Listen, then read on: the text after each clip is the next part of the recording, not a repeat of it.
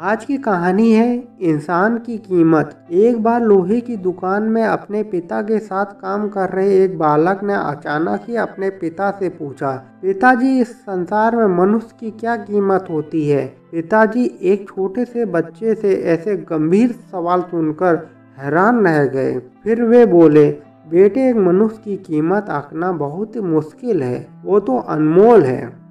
बालक, क्या सभी उतने ही कीमती और महत्वपूर्ण हैं? पिताजी, हाँ बेटे। बालक के कुछ समझ नहीं आया। उसने फिर सवाल किया, तो फिर इस दुनिया में कोई गरीब तो कोई अमीर क्यों है? किसी की कम तो किसी की ज्यादा इज्जत क्यों होती है? सवाल सुनकर पिताजी कुछ देर तक शांत रहे और फिर बालक से स्टोर रूम में पड़ा एक लोहे का रॉड लाने को कहा। रॉड लाते ही पिताजी ने पूछा, इसकी क्या कीमत होगी?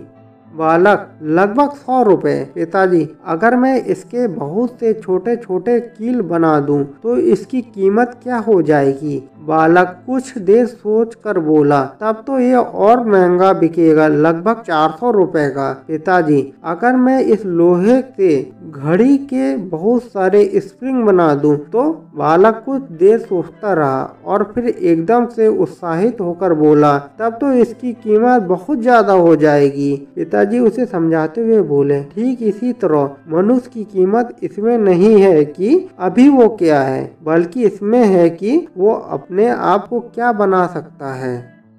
अगर मेरी कहानी आपको पसंद आई है तो मेरे चैनल RS स्टोरी को लाइक करिए, सब्सक्राइब करिए तथा बेल आइकन में क्लिक करिए। धन्यवाद।